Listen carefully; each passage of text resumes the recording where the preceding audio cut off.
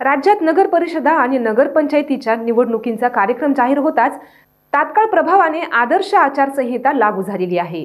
निवडणुकीची प्रक्रिया निपक्ष आणि पारदर्शक व्हावी यासाठी ही नियमावली अत्यंत महत्त्वाची असून या नियमांचे उल्लंघन केल्यास उमेदवार अपात्र ठरण्यापासून ते तुरुंगवासापर्यंतची कठोर कारवाई होऊ शकते, तर उमेदवारही अपात्र होऊ शकतो। आचारसंहितेचे उल्लंघन झाल्यास उमेदवाराची निवडणूक अपात्रता होऊ शकते।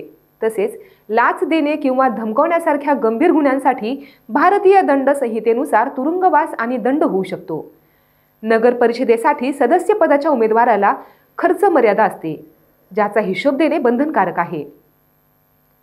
आचारसंहितेमुळे नवीन योजनांची घोषणा, विकास निधीचे वितरण आणि शासकीय दौरे यांसारख्या विकास कामांवर निर्बंध येतात।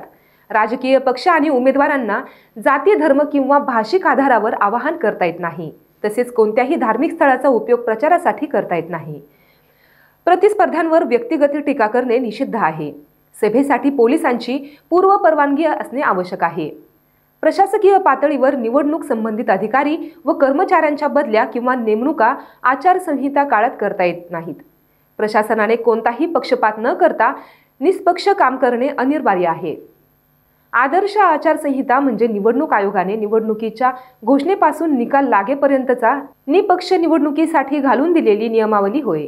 सरकारसाठी या काळात कोणतेही नवीन प्रकल्प किंवा योजना जाहीर करणे, भूमिपूजन करणे किंवा वित्तीय अनुदाने सवलती देणे यावर निर्बंध असतात। शासकीय वाहने प्रचारासाठी वापरता येत नाहीत। सामान्य नागरिकांनाही मतदान केंद्राच्या 100 मीटर परिसरात प्रचार करणे, मतदारांना धमकावणे किंवा लाच देणे टाळावे लागते।